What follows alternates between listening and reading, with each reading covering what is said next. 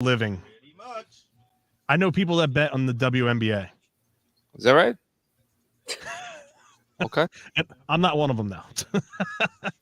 I wouldn't even probably be able to name a team in the WNBA.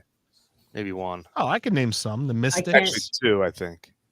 Who did you say? The Mystics. Yeah, Liberty, right? There's a Liberty. New York Liberty. And Monarchs? Is there a Monarchs? I think because it's the Suns and the Sphinx. I don't know them. Yeah, you can bet on the American League and National League. It's National League's minus 115. They're the favorite. American League's minus 105. Yeah. See, that's so interesting to me. I would have immediately assumed the American League was the favorite. I wonder why. Hold on. I do not. I only see first 5 game lines and innings.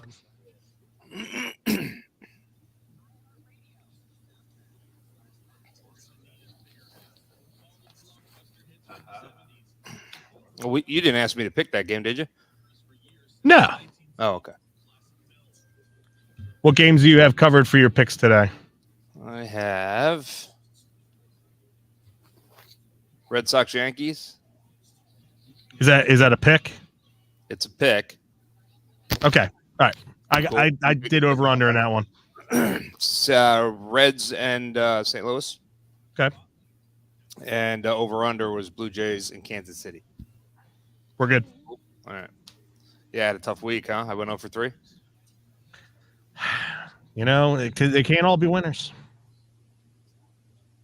That's the truth. What did you go? 2-1? 2-1. Yeah, and I got my dog again last week. I've been good with the dogs lately. So you got 3 points? Yeah. All right.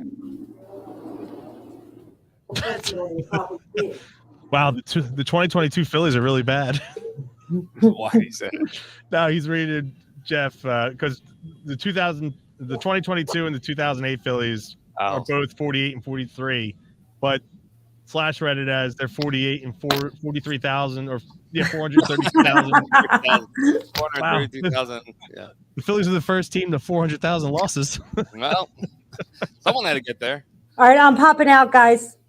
All right. 40 seconds. I still haven't figured out my band yet.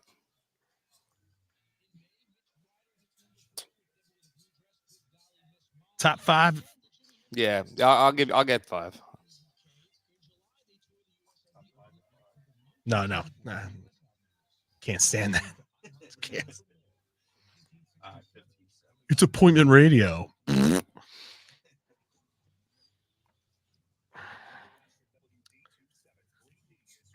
Let's get ready to rock.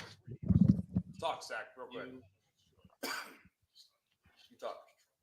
You talk.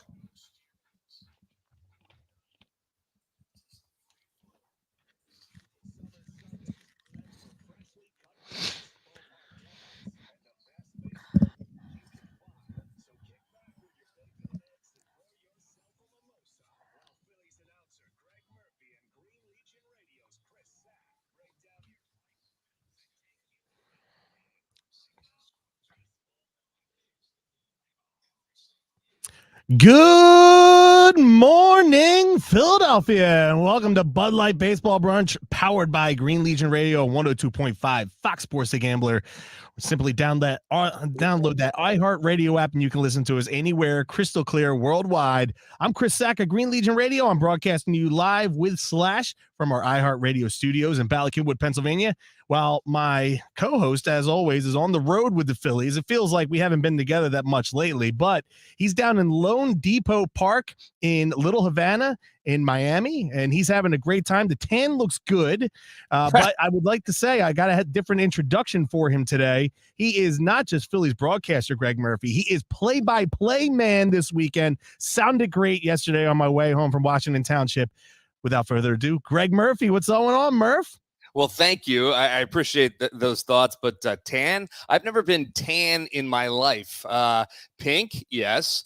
Scalding red, yes. And pasty white, all describe me. Tan does not.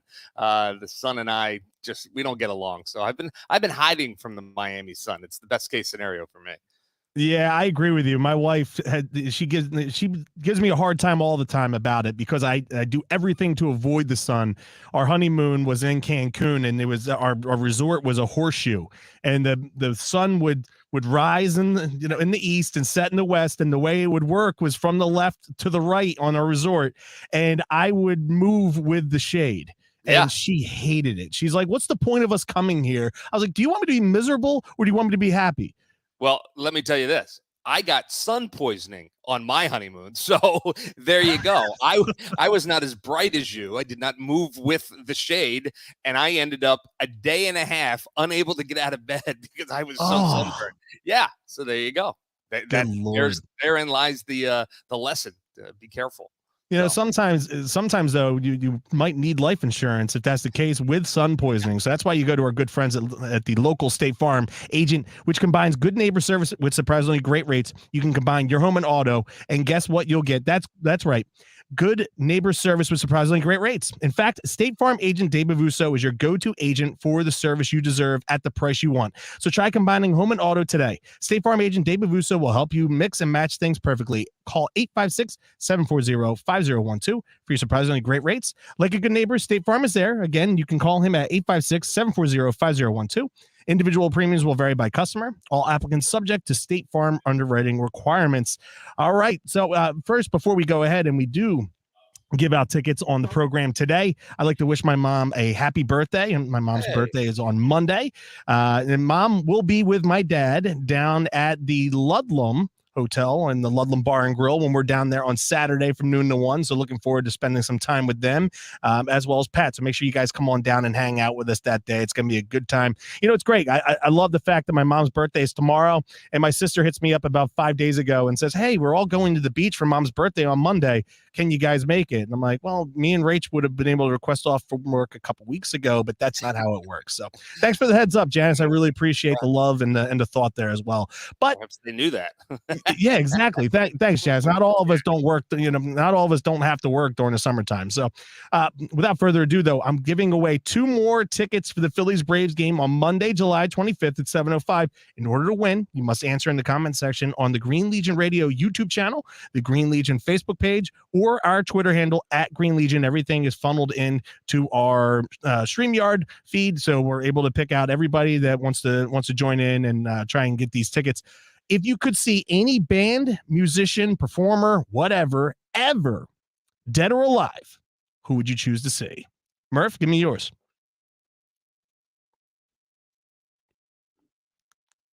I can't hear him. I'm sorry. I put you on mute there. I said that's a wide open a topic right there. You can kind of, run through decades and decades of different bands and different musicians and stuff. I have 5. I will give you one right now. I'll give you what I would probably call number 3 on my list right now. I haven't ranked them in order yet, but and this is old school. And I've got a couple of new school ones too, but old school. I think I would want to see Frank Sinatra in person. I mean, I just think it would be an amazing experience. I like a lot of Sinatra stuff. I don't like it all, but I like his main stuff. And I just think being in the room and watching him perform, whether it be at a small venue like a casino or maybe even a little bit of a bigger venue, that would be really cool. So I would say Frank Sinatra in my top 5. And I've got a couple more that we'll unveil later on. What about you? All right, for me, it's Queen with Freddie Mercury. It has. There's no like. You could say the Beatles. You could say Led Zeppelin. Those would be fantastic shows. The fact that Eddie Van Halen just passed away and I never got to see Van Halen in person, and they were doing shows there for a while. I would love to have seen like young Van Halen for sure. But Queen with Freddie Mercury is number 1 for me. No doubt about it. It would be a great show. I know Slash was saying before we went live, he was saying Pink Floyd. And I've seen Roger Waters in The Wall at Citizens Bank Park. That was a great show, but he wants to see vintage Pink Floyd. Sure. And Sam was saying something about Backstreet Boys and NSYNC. Maybe actually, I'm lying. Backstreet Boys for me, if I can add that on there as well. Yeah, you would. Well, they were in Camden on Thursday night, and that's my number one karaoke song. I want it that way. I sang it at my wedding. I sang it at my brother's wedding. It might happen again. I don't know. But I am going to start charging to have it done at weddings. What's that? I said, I hope your wife's not listening if you're planning on having another wedding. No. I'm going to start charging if I'm singing at other people's weddings now. Yeah, if that's what you're anticipating or expecting from me, that's what I'm doing. I'm charging moving forward. There you go. All right. So there you go. Backstreet Boys. Interesting. All right. I can't say I have any boy bands on my list. There's no doubt about it. I know you don't have any on there. Probably 98 degrees. No 98 degrees. O-Town. They are. No 98. No 99. I don't even have 100 degrees on my list. So there you go. Yeah, you're getting enough 100 degrees down there for sure in Miami. Exactly. All right, without further ado, let's go out of the box. Rough week to start for the Phillies by going on a 4-game losing streak, but they've righted the ship in Miami with winning their last 2, winning their first road series in Miami in 3 years. 5 games over 500, 9.5 games behind the Mets in the National League East, but a half game behind the Cardinals in a wild card race. They're 1 game ahead of the San Francisco Giants, which I put in the run sheet, the Gabe Kaplers, in the wild card standings, with the Marlins 5 back, Rockies 6 back, and then everyone else is pretty distant from there. Yeah. So Murph, looking at it right now, we're going into the All-Star break. We're not going to have much to talk about next week as far as Phillies games are concerned. We're going to have, probably today's game and the All-Star game and Friday night against the Cubs before we go live on Saturday afternoon. What has been your biggest takeaway from the Phillies during the first half of this season? Yeah, I guess one of the biggest takeaways is the inconsistency, right? We've seen flashes of this team that we expected to see, this powerful offense, top 2 starters in baseball on the mound, and even the bullpen rounding into shape and really pitching well. And we've seen that all come together. We saw it come together yesterday, as a matter of fact. And when you see that, you're like, this team is as good as any in the National League, or pretty close anyway. And then we've seen the other side of it, the past week, the long stretch of just very subpar offense and an occasional, which you're going to get an occasional clunker from Zach Wheeler or Aaron Nola, and a bullpen implosion at some point. So we've seen a lot of it. And look, if you're watching, we watch the Phillies and we watch them every night and we're uber focused on them. But if you take a step back and look at everybody, every team has a little bit of that. But I think we're seeing it less now here in Philadelphia, which is good. Early on, we were seeing it an awful lot, which is why they were playing around 500 baseball, because they were so wildly inconsistent. They're getting better. They're getting a little bit more consistent. So that's my first takeaway. But my second takeaway is just what a good job they've done, with the next man up mentality. They've lost a lot of different big components to this team over the course of the season. Obviously, the biggest, Bryce Harper, still not back. Gene Segura was a huge loss. But, they've lost 2/5 of their rotation at one point. They've lost some arms in the bullpen that were really contributing. And it seems like they've been able to kind of keep the ship steady, keep it moving forward. And even in that time, build and get over 500 and get as many as 7 games over 500. They're 5 right now. So I think that's been good to see. I think those are probably my 2 big takeaways. My biggest takeaway, Murph, is the late inning comeback is back. This team, you never truly feel, and we said this in our first show of this season after we added Schwarber and Castellanos, and Schwarber had a rough start to the season, and he's really ready to ship. Obviously, he's going to the All-Star game. He's the number 1 seed in the home run derby. Castellanos hasn't really found himself yet, really got himself going, although I believe he's reached base in 13 consecutive 6 straight games now with a hit. So maybe we're starting to see the rise of Nick Castellanos, although I want to see more power out of him, more power numbers, especially with Bryce out of the lineup. Power is what's needed. But the fact that late in games now, you feel like this team has a chance to come back. And a lot of those, and we addressed this a couple weeks ago during that streak where the Phillies were really rolling well. A lot of it was started at the back end of the lineup, and it rolled over, and then it allowed the guys like Schwarber and Hoskins, and at the time Harper and Castellanos and Derek Hall now, it allowed those guys to really find themselves at the plate and find themselves with runners in scoring position, runners on base, and allowing them to take advantage of opportunities late in games. That's been something that has been really missing from Phillies baseball over the last decade. Was the art of the walk-off, the art of the go-ahead hit. It seems like they've found that again, and I don't know if that's a credit to the hitting coach, or if that's a credit to the manager for bringing that type of attitude and relaxedness that the guys now have in the clubhouse. It doesn't feel like there's a lot of pressure on them to perform in those late game situations. They just go out there and they're just free swinging, doing what they need to do to get the runners in. And hey, listen, if my hit is only going to tie the game, I'm trusting the guy behind me to win the game. And I can appreciate that. It's a lot of fun to have that level of baseball back in Philadelphia. I would agree with you. I think that's a really good point, Zach. And I just finished typing up a note that I'm going to use during today's game. That did you just write all that up? You can use that. You can use that in today's program. I'll use that, but I'm going to use this as well. And that is that they have a run differential right now, and I think the number's 56. I'd have to double check, but plus 56 in the first half of the season. That's their biggest run differential on the positive side since 2011, which is a team that, that we did expect to come back late in games, and a team that you did expect to score a ton of runs. They were plus 89 at the All-Star break, that 2011 team. But it's to say, it's been a decade since the Phillies have been in this kind of position, scoring the amount of runs that they're scoring in the first half of the season. And I don't think this team has tapped its full potential yet offensively. I really don't. I mean, you talk about JT Realmuto just starting to get hot. You mentioned Nick Castellanos. They're obviously without Bryce Harper. Didi Gregorius hits his first home run yesterday. These are guys that you expect to produce runs, and we haven't seen a whole lot from them early on, but there's no reason to believe that they're not going to get, hot in the second half of the season. So I don't think they've reached their potential yet. So it's pretty exciting. We're going to get to JT in a couple seconds here, but biggest surprise and your biggest disappointment so far this season? Well, I think the biggest surprise is a negative, and that would be Castellanos, because I loved the Nick Castellanos.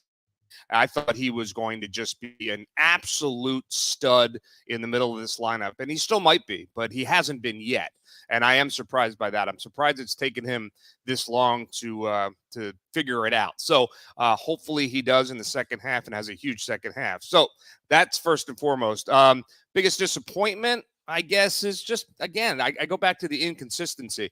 I feel like there was a lot of games early in the season, especially in the month of May, that the Phils kind of gave away, games that they should have won, games that they could have won, and they didn't. And, you just hope they don't come back to bite them at some point late in the season. But that would be my two takeaways. So I guess two little bit of a negative one for positive or surprises and disappointments. But I do think that Castellanos starts to turn it around.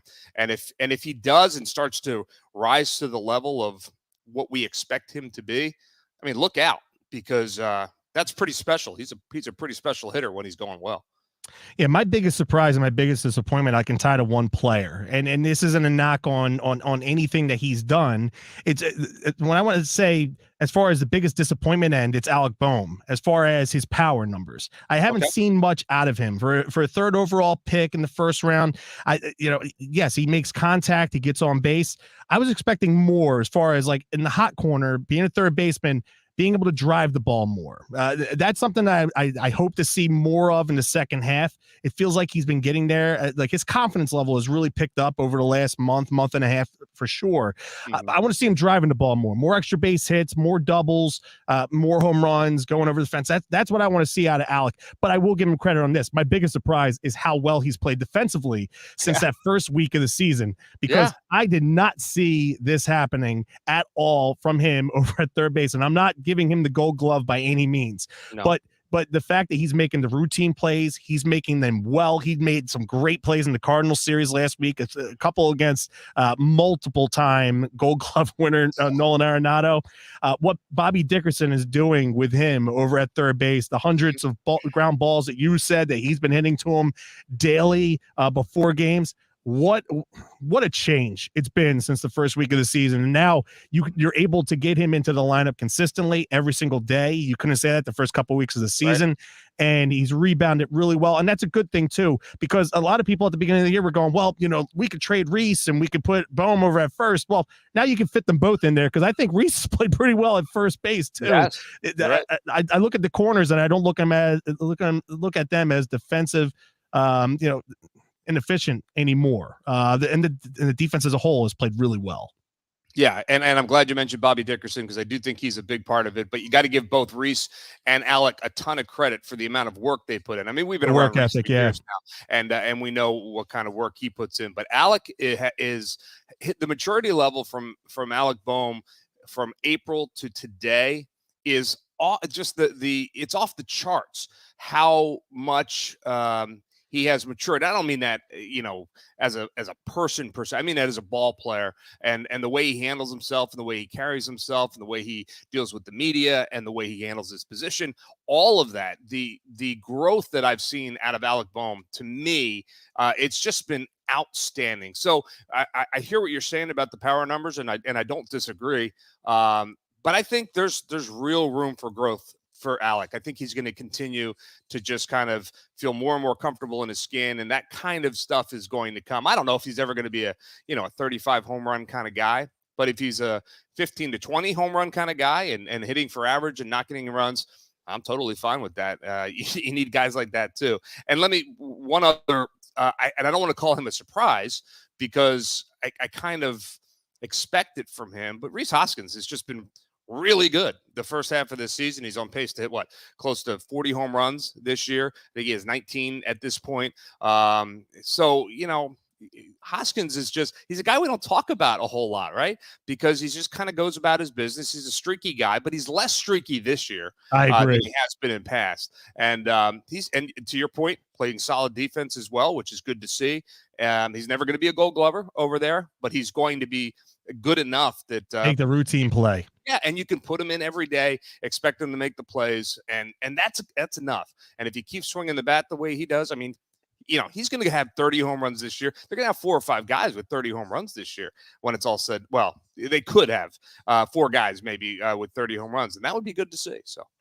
Yeah, and also that you had brought him up a little bit ago. JT Realmuto, a lot of criticism this week about his unvaccinated status, but since he's returned from the restricted list, it's been with a vengeance, man. It's like it's been unreal the way JT has played the last couple days. 5 for 8, 2 doubles, a home run, 3 RBI, 2 runs scored. I think he not only felt the backlash from the media itself, but the fans, social media, everybody likes to call people out and wants to try and turn their head on you. Instagram, he's on there. I think he's on Twitter. I'm sure he's gotten a lot over the last week from people. He keeps up at this pace and he starts getting back to that all-star quality level that we've known from JT Realmuto. I think a lot of people are going to forget about him not taking the shot. What do you think? Yeah, of course they are, because nobody. Well. Unless we play the Blue Jays in the World Series, right? Yeah, I don't want to get into the whole, should he or should, I'm right there with you. Like to me, you do what you got to do for yourself and for your family. If that works for you, about just about everything. Yeah, if that works for you, I've got no issues with it at all. All I know is all along is how it affected me, and the vaccinations has allowed me to get back to a normal way of life. But I'm not going to tell anybody what to do about it. But the only way it becomes an issue now is if the Phillies play the Blue Jays in the World Series. That's it. Yeah, and we'll cross that bridge when we get to it. But I don't know that JT was overly affected by the criticism. I mean, honestly, he made his decision. He believes in his decision. He doesn't really care what anyone else thinks, nor should he. I don't really care what anyone else thinks about me and my decisions, and nor should I. So I think the idea that maybe he heard the criticism and bared down. I just think he's seeing the ball better. Back when we were in St. Louis, before the whole the whole situation, he was swinging that pretty good there too, and he's just kind of carried it over. I do think that having a couple of days off perhaps maybe gave him a little bit of a recovery time that his body certainly could use. And we're seeing the results of that right now because he really seems to be moving around and swinging the bat pretty hot down here in Miami. But he's also killed the Marlins this year. In the past, he has struggled against his old team. This season, his numbers are really good against the Marlins. So I think we're seeing a little bit of all that. He's a good baseball player. You expected him to break out of it. It's kind of like the Castellanos thing as well. You expect these guys to eventually get to where they normally are. So I think that's what we're seeing with JT right now, but it couldn't have come at a better time. No, absolutely not. And that's why a lot of people need to go to Premier Window Cleaning, the leading window cleaning company in Philadelphia and the surrounding areas. Over 30 years experience. They offer commercial and residential window cleaning, pressure washing, parking garage cleaning, graffiti removal, post-construction cleaning. Every employee is trained, certified, and goes through an extensive background check. At Premier Window Cleaning, your satisfaction level needs to be 100%, as no job is complete until you're happy. With clients like Lincoln Financial Field, Comcast, Chop Roberts, and University of Pennsylvania, you cannot go wrong. For more information and a full list of services, give them a call, 267-534-5198. That's 267-534-5198, or head to their website, wehatedirtywindows.com. That's wehatedirtywindows.com. Coming up in the second segment, we're going to talk a little bit about the home run derby. We have a little bit more Phillies talk, and Juan Soto turning down $440 million. Say it ain't so. Right here on Bud Light Baseball Brunch on 102.5 Fox Sports The Gambler. We'll be right back right after this. You missed a chance there, Sack. Say it ain't Soto. You know, you could bring that up when we talk to him. That's when we talk about him. I need to see what the details are of that contract before I can bash him now. Well, I mean, I think it would be probably pretty similar to the other, long-term, the Tatis and even Harper and some of those guys. But, the bottom line, lifetime, Washington National, I think probably that was the biggest deterrent for him. Does he want to be a lifetime Washington National? Especially the way that franchise is going right now. I mean, they're trying to sell it. They have no talent in the minor leagues. I mean, it's awful coming up, and there's no talent at the major. So I think he thinks to himself, I'll probably get a similar deal somewhere else, and maybe I can win a couple World Series too. So that's kind of the way I see it. But what do I? Yeah, I'll save mine for the air. Okay. Because I got to call out that ownership group as it is. I think they won the World Series. They're it's hard. Yeah. You can't bash them too much because they won, and they spent money to do it. They did. Thanks, but guys. they would have had. I'll save my point. Okay. I know people in the room are hankering for it. They want to hear me say what I need to say, but Okay. you need to wait. I can wait. I will wait patiently. How was the empanada? Yeah, which one did you have? Okay. I haven't had one yet, but I love empanadas. Yeah.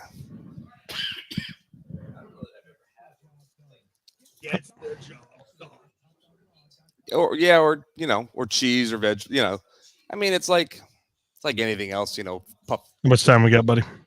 They're like the mini pies. Okay. But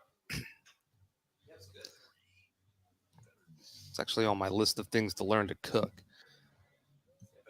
Yeah. Because I make dough a lot. But I've never really made empanada dough.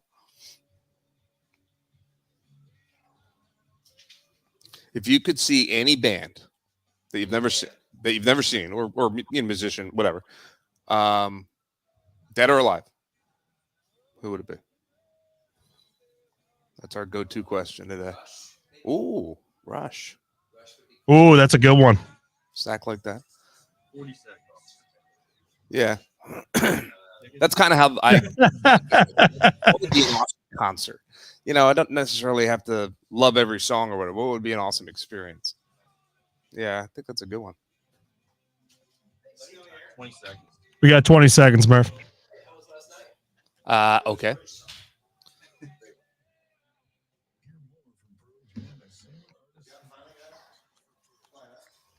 Do we? Yeah.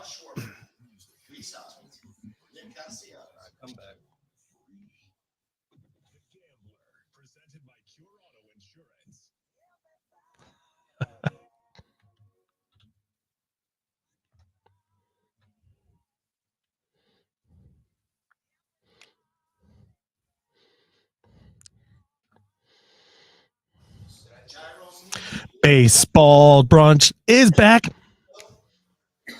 Welcome back. Second segment here. Bud Light Wow. Baseball brunch on 102.5 Fox Sports The Gambler. I might have to change my top 5 concert list. Put Sack on the list. Did you hear the song along with my line? Or I did can't. you not hear the music this week? I don't hear the music. No. It's all good. You Whoever's don't in get the music down here in Miami. you don't need the music. You got everything else. We got a lot of noise here. There's no doubt. Yeah. It's not that much though. It's all good. There's gonna be a lot of dresses. Yes. Would Is that you the like lineup? Yeah. Yeah, please. Let's go ahead. All right, here we go. Kyle Schwarber leading off and playing left field, followed by Reese Hoskins, your DH today. Nick Castellanos is in right. JT Realmuto is going to catch today. They figured as much after a couple of days off and heading into the break. He's got another 4 coming up. Yep. Alec Baume is at third. He'll bat fifth. Matt Vierling in center field batting sixth. Didi Gregorius is the shortstop. Jairo Munoz was going to play second today. He'll bat eighth. And Johan Camargo playing first base today and batting ninth. So that's welcome back, Johan. Yeah. I like it. That's a good lineup for sure. But you know what's going to be a better lineup on 102.5 Fox Sports The Gambler next Saturday or this upcoming Saturday. It's going to be an awesome time. We're going to have a blast over there at the Ludlam Bar and Grill at 4000 Landis Avenue in Sea Isle City. Yes, the old La Costa. Make sure you guys come and check us out. We are not going to be on next Sunday at Xfinity Live. We're going to be back there in a couple weeks when the Phillies are there for Alumni Weekend against the Nationals. So make sure you guys come and hang out with us down at Sea Isle City. Murph and I will be on from noon to 1. Followed by Green Legion Radio with the whole cast of characters alongside Eagles legendary wide receiver Irving Fryer. So you guys want to make sure, and that's from 1 to 3. So you're going to get me for 3 hours next Saturday. God bless all of you for having to deal with me for sure. Hopefully someone's feeding me food on the side during the course of that, but we'll see. Because, I talk about this food every single week. It's the freshest local seafood cooked simple to ensure the flavor that already exists stays that way. So make sure you guys check them out. Go to ludlamhotel.com. That's Ludlam, Ludlam, hotel.com, or call them at 609-263-7829. That's 609-263-7829 for all your reservation, dining, or entertainment questions. The Ludlam Bar and Grill, your new oasis in Sea Isle City. Check us out next Saturday down there for sure. Hey, no doubt. It's going to be a good time. Me and Murph, hopefully we're going to be firmly entrenched under some sort of shade so that way we're not baking out there in the sun. That's a must. Yeah. We're going to have to put that in the contract for next week. For sure. And make sure you guys also go and put your answers in. If you could see any performer, band, musician, all time, go to any of our social media platforms and get yours in there. Dead or alive, who would you like to see? So you guys can win tickets for Monday, the 25th against the Atlanta Braves. Should be a great series. Speaking of great, it was great seeing some returns yesterday from the injured list. Ranger Suarez threw 64 pitches in 5 innings. 4 hits with 4 strikeouts. Obviously, Phillies won 10-0, so we don't have to get into any how many runs we're giving up. Connor Brogdon returned for the first time since June 22nd with a clean inning, and JoJo Romero pitched the last inning with a strikeout in his return from Tommy John surgery. I saw Zach Eflin pitched a simulated game on Saturday, and Sam Kudron's right around the corner. This pitching staff is starting to look pretty good, starting to look healthy now. Murph, this is big time, especially heading into the trade deadline in a couple weeks. Yeah, it's funny. I had a conversation with Sam Fold. I guess it was last week, Phillies general manager Sam Fold, and I said, you've got all these arms coming back. The Brogdons and the Coonrods and the JoJos that you just mentioned. I said, there's going to have to be some decisions made. And he's like, yeah, but it's the kind of decisions that a front office wants to have to make, right?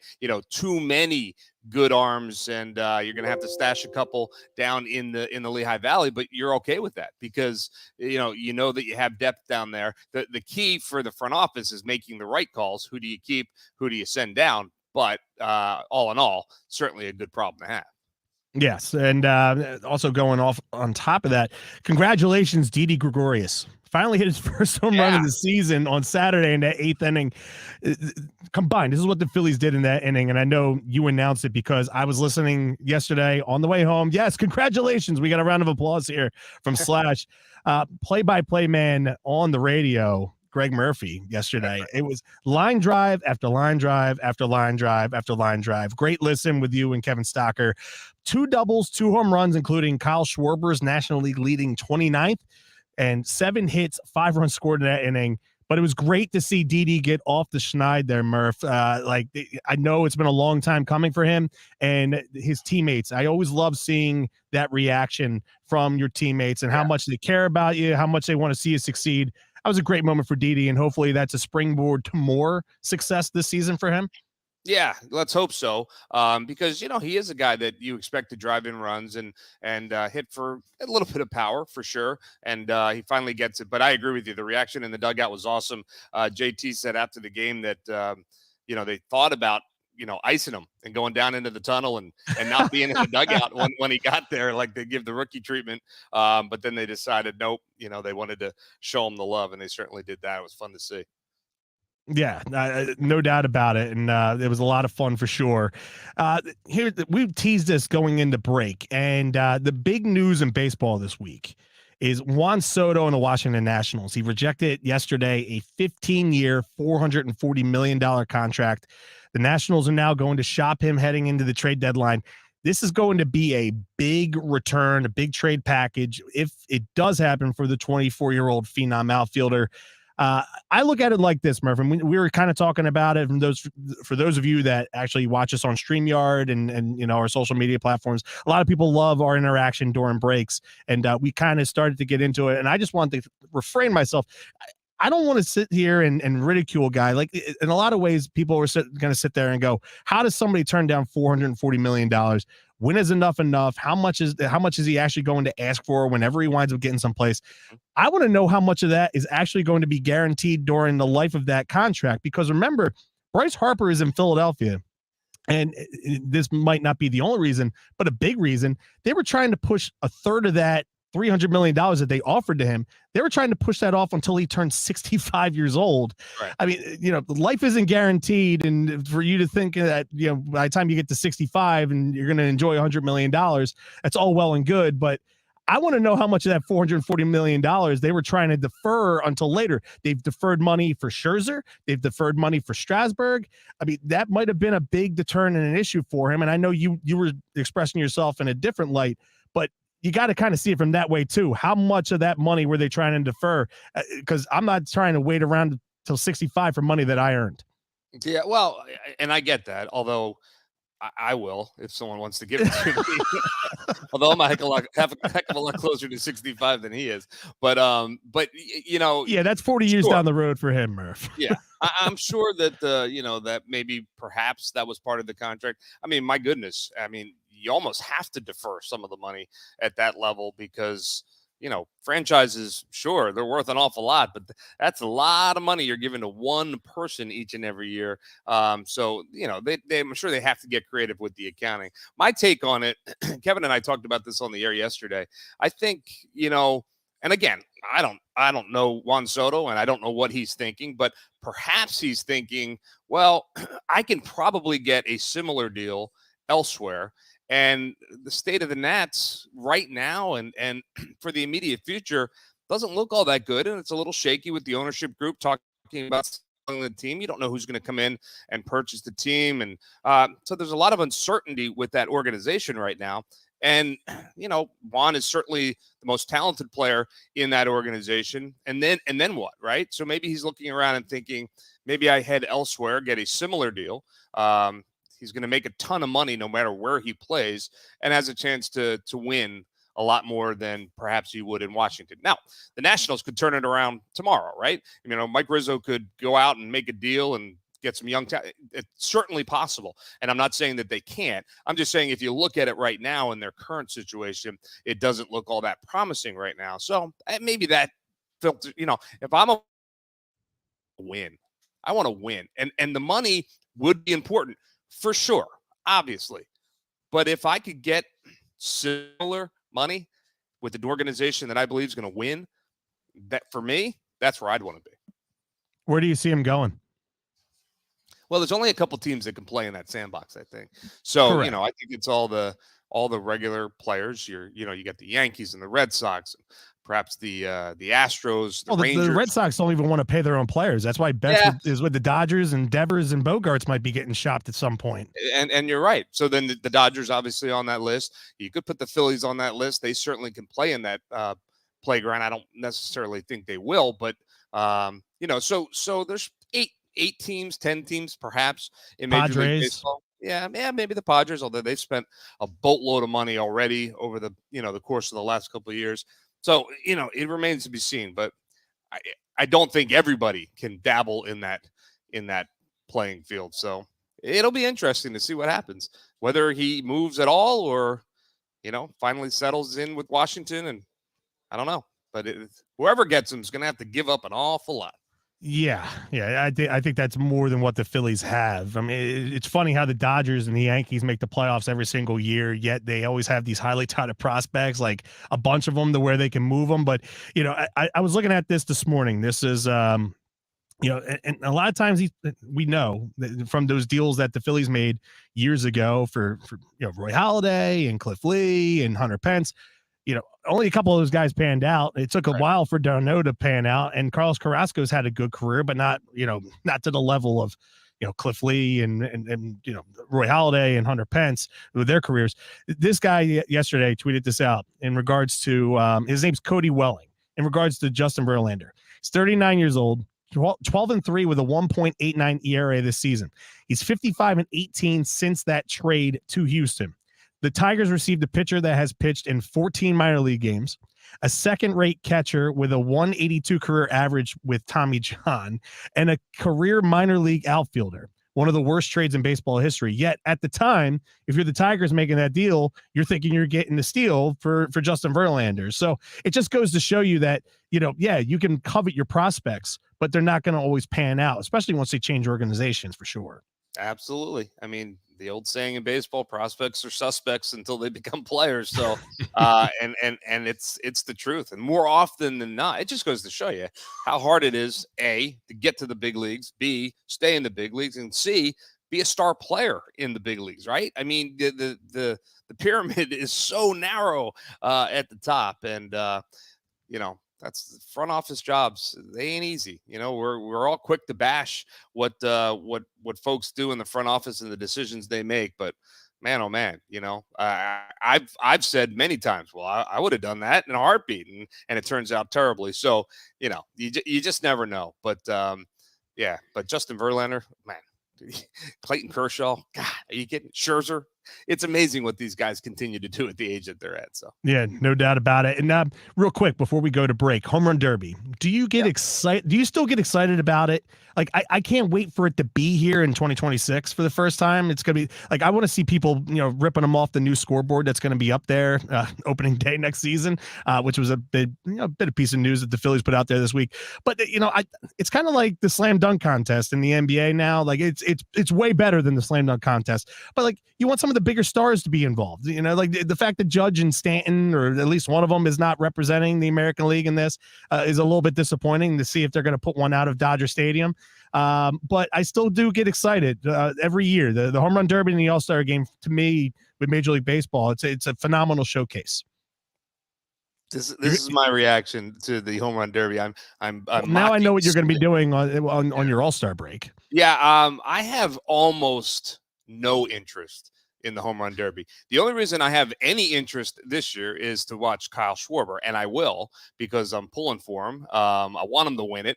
I think it'd be great for the organization, great for him, and he deserves it. So I will be watching. But for the most part, I have very little interest in the home run derby. I have interest in the All-Star game, but I certainly not hanging on every pitch either. I look at that as a great honor for the players, but it's an exhibition, and I'm not overly concerned with how it turns out. I'd like to see our guys, well, one guy, Schwarber, get a little time and maybe do some things, but for the most part, no. And you mentioned the slam dunk. I haven't been interested in the slam dunk contest since probably since Jordan was in it. So, that's kind of how I feel about those extracurricular. I know it's probably an unpopular position, but I watch baseball, 162 plus games a year. And I live and die with every pitch, right? And I love it. And it's what I enjoy doing, and it's what I get paid to do. So when it doesn't matter, it doesn't really interest me. So I guess that's the way I look at it, and it's been that way for a long time. So, hey, is Bryce going to be out there at least for the festivities? No, I don't believe so. He's got doctor's appointments pretty much lined up. He's seeing the docs every other day, every third day, just to keep progress on the hand. So no, I do not believe he will be out there at all. Okay. All right. So make sure you guys listen. Football season is right around the corner. In the next couple of weeks, Eagles start training camp, which means you want to travel with the best that there is. And we've been doing it for 20 years here at the Green Legion. Make sure you guys check us out. Go to greenlegion.com or call the office at 215-666-5940. Also, if you guys are looking for sponsorship opportunities with Bud Light Baseball Brunch or with our Green Legion radio programming coming up in football season, which is going to be, man, it's going to be phenomenal with the pregame show and the players show.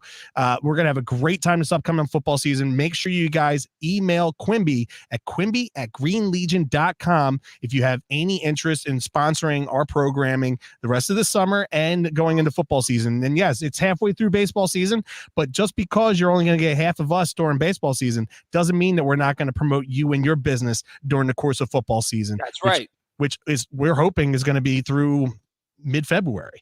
Yeah. So we'll see how things go. Season finishes in early November. And that's a great band too. I really enjoy them. So speaking of bands, make sure you guys go and get on there and try and win these tickets for Monday, July 25th for the Braves. In our last segment, we have our picks coming up. Can you believe it? And I want to know what Murph's going to be doing this week while he's on the not just the All-Star break for the Phillies, sleeping, of course. I want more details than that right here on Bud Light Baseball Brunch. We'll be right back right after this. How long do we have? We got 3:10, Murph. Alrighty. How'd you make out?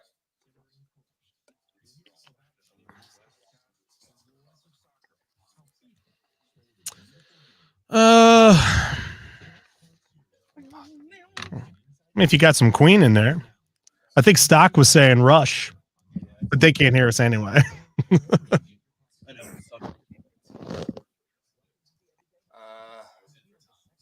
right. Did Tom give you anything? I mean, okay. We'll use the F1 update then. Maybe one other thing, if you can pull something out of that. Did you talk about just rotation?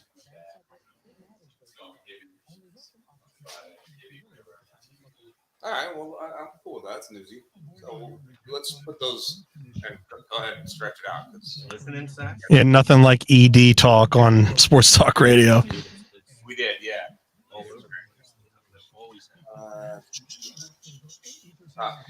You ever see that billboard on 95? Sick of STDs. Yeah, all the time. And it's so funny. It's visible from Quimby's Quimby's apartment. When you're getting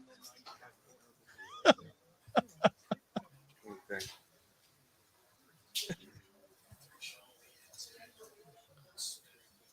This is for you, Quimby.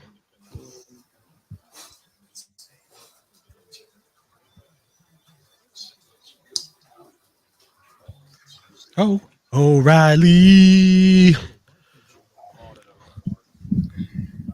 Yeah, that's what Jacob says. When he hears the ad. Because I got to get them to send me. Potty humor. Cut that too. Maybe I'll just cut that a little bit longer. Should be all right.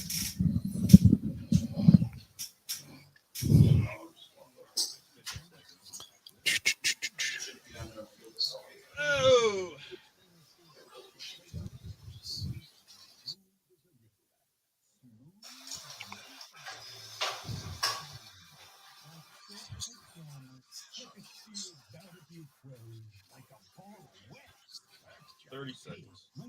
$30 seconds. Tom, if you could see any band, dead or alive, that you've never seen, who would you see?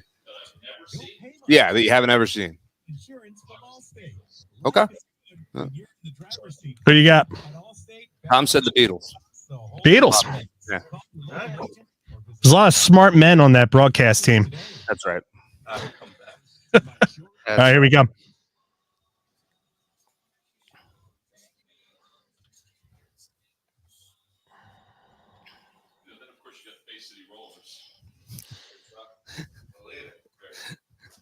Thank you very much.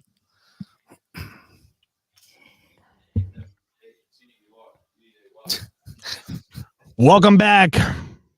Final segment here on this beautiful Sunday in the Delaware Valley, especially after yesterday with the rain last night. But hopefully the Phillies bring more rain down there in Miami today, as the Marlins and their fans will be crying themselves into the All-Star break. And we'll see how things go with that for sure.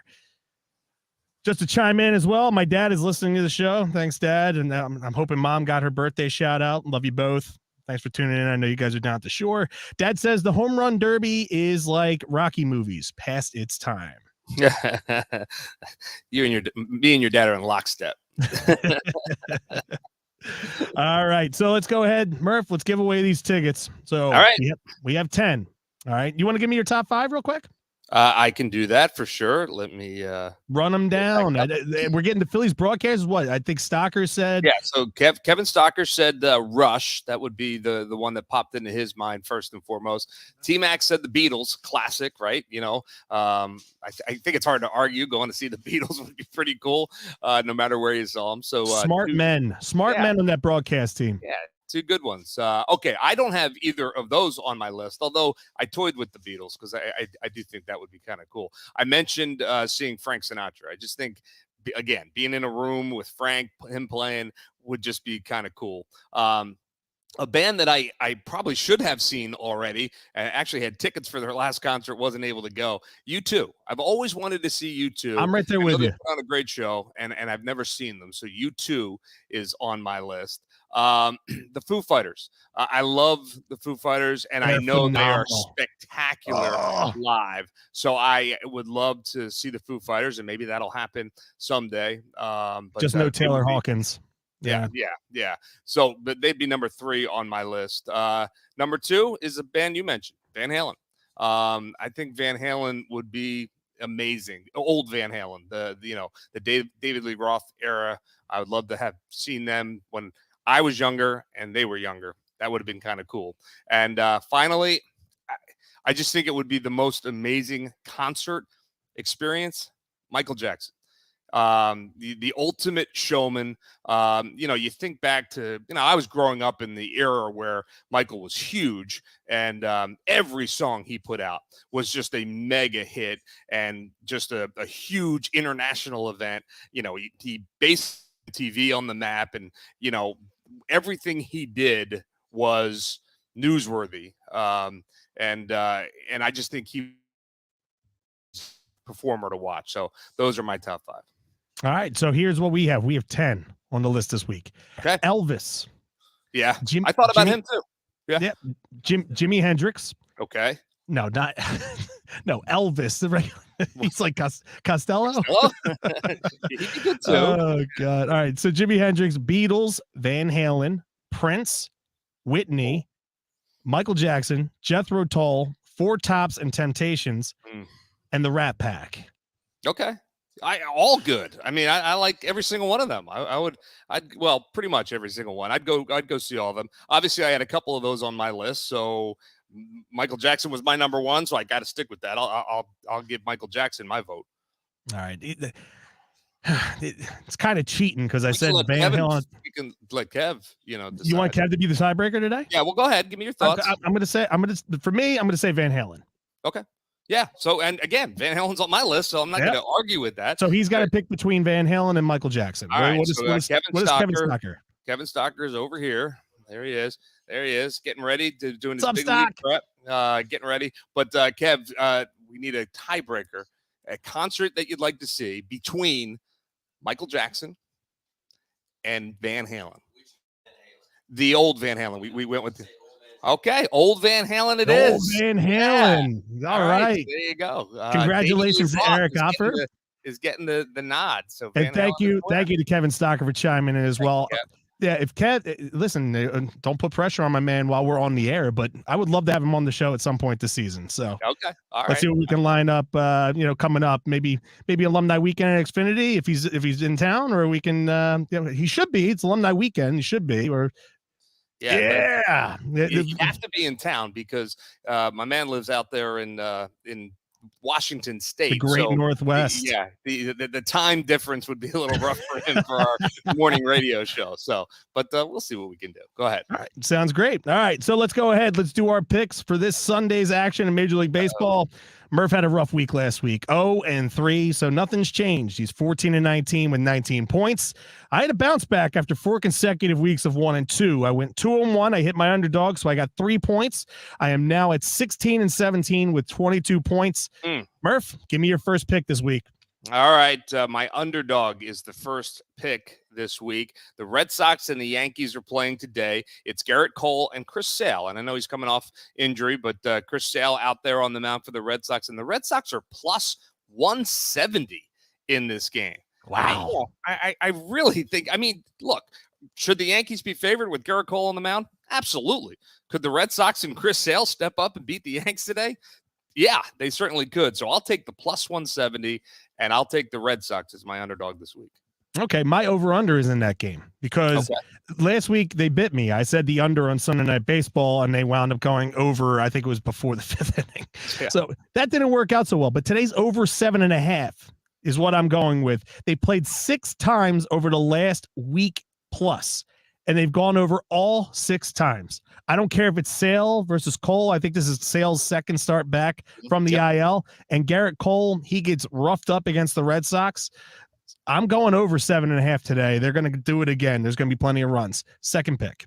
All right. Next pick for me would be St. Louis and the Reds getting together. I believe this is a 4-game series, if I'm not mistaken, and they're finishing it up. St. Louis is minus 170 today. Heavy favorites over the Reds, and well, they should be. They're a much better team than the Reds. I know the Cardinals haven't been playing lights out baseball, but certainly think they get the win today against the Reds. So I'll take St. Louis as my favorite this week, minus 170.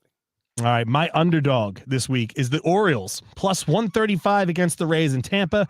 They've won 11 of the last 12. They're 1 game over 500. They're firmly entrenched in that wild card race. Time for them to finish the first half strong. So I'm going with the O's today. That's my dog, and your last pick. All right, Blue Jays in Kansas City. It's a pretty good pitching matchup. The over-under is 9 in that game. I'm going to take the under. I don't think Kansas City is going to score a lot on Barrios. Triple-A team. Yeah, and the Blue Jays offense has been kind of hit or miss, right? So even when they're winning games, they're not scoring a ton of runs right now. So I'm going to go under 9, Blue Jays in Kansas City, third pick.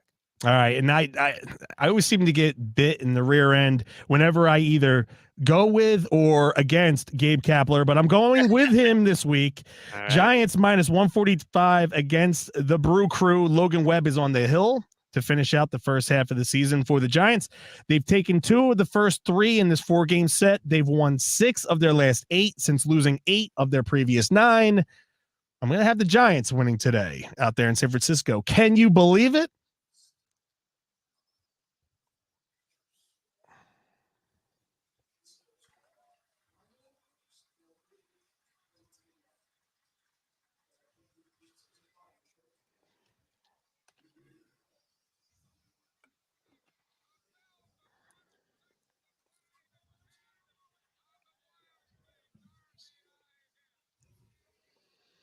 Can you believe it? 2 things we found interesting from Major League Baseball this last week. Murph, give me your first one. All right, so we know that Shohei Ohtani is a pretty good ball player. We know he's a pretty good offensive player. But we can get 4 off of him every single week. I know, this just in. He's also a pretty good pitcher. How about this? 50-plus strikeouts and 1 or 0 earned runs in a 5-outing span. So 5 outings in a row, and you accumulate those numbers. Shohei Ohtani has done it this year, 2022. Chris Sale has done it. Clayton Kershaw has done it twice. R.A. Dickey did it back in 2012, and Randy Johnson has done it. That's a pretty good list to be on right there for Shohei Ohtani, and he just continues to rake as well. Speaking of Shohei, this is courtesy of Sarah Langs. That's Langs on Sports. Most games with 10 plus strikeouts and multiple RBI in a single season since RBI became official in 1920. Ohtani has 3 such games. Kevin Millwood, 3 such games in 1999, and 1946, Hal Newhouser had 3 as well. All right. Second one. That's pretty good. All right. I like this one, and this is from MLB Stats, and it just kind of paints a really good picture of Major League Baseball, calling it a global game. 42.4% of this year's All-Stars were born internationally. 42% of the guys in the All-Star game are born internationally. I think that's awesome, right? Representing, all kinds of countries in Central and South America and in Asia and even in Europe and obviously the United States and Canada. So Mexico, just all over the globe. Baseball is thriving, and I think that's a really cool stat. Okay, and I'm going to go with one from the Giants, which is funny because Bryce Harper hit a walk-off grand slam just a few years ago against the Cubs. But the Giants have had one last day on Saturday night, and it's been a while because Mike Yastrzemski hit one yesterday for the Giants. Mm-hmm. First time that's happened since September 3rd, 1973, when Bobby Bonds did it. I was 2. Yeah. I wasn't even thought of. My dad was 11. Yeah, not Barry Bonds. Bobby Bonds. Bobby Bonds. The good Bonds. So Murph, real quick, we don't have much going on this week. We have the finale today. The Phillies looking to break out the brooms. We're going to be able to talk about Friday's game. Just remember, a quick programming note is that we're not on next Sunday. We will not be at Xfinity Live. We will be at the Ludlum Bar and Grill in Seattle City. So make sure you guys check us out. It'll be on Saturday from noon to 1. So make sure you guys come on down and hang out with Murph and Irving Fryer, the rest of the crazy cast of characters. What I want to know, though, Murph, what are you doing this week? You getting an extended vacation down there in Miami on the Phillies dime, or what's going on? No, it doesn't work that way.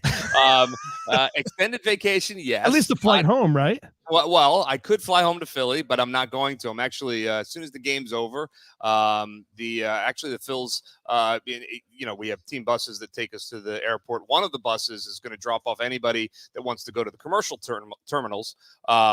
They can do that. So I'm going to be on that bus, head into the international airport here in Miami, and I have a car set and ready to go. I'm jumping in that, and I'm driving north to Hilton Head, South Carolina, where we're going to spend about 4 days. My aunt and uncle live down there, and we're going to crash at their place and just kind of sit back and relax, hide from the sun, and kind of recharge the batteries. That's what it's all about. Sounds great, man. And enjoy your time off. I know you're looking forward to it. I know I broke your stones a couple weeks ago about you actually getting the 4th of July off for once, but I'll leave this one alone. You work hard. You guys are on and off the road all year long. So this is a well-deserved break for you and for your broadcast partners. I hope you guys enjoy it. Thanks, Zach. All right. So let's go ahead. Let's close this up right now.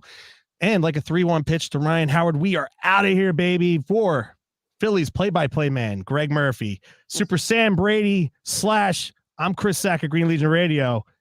We're out of here. Go Phillies. Break out those brooms. All right, man. Good work. Thanks, Slash. We good? All right, man. I will. Yeah, do it again, man. I'll be listening to you today. All right. There's open. Thanks, Thanks again, Stock. He can't hear you. All good.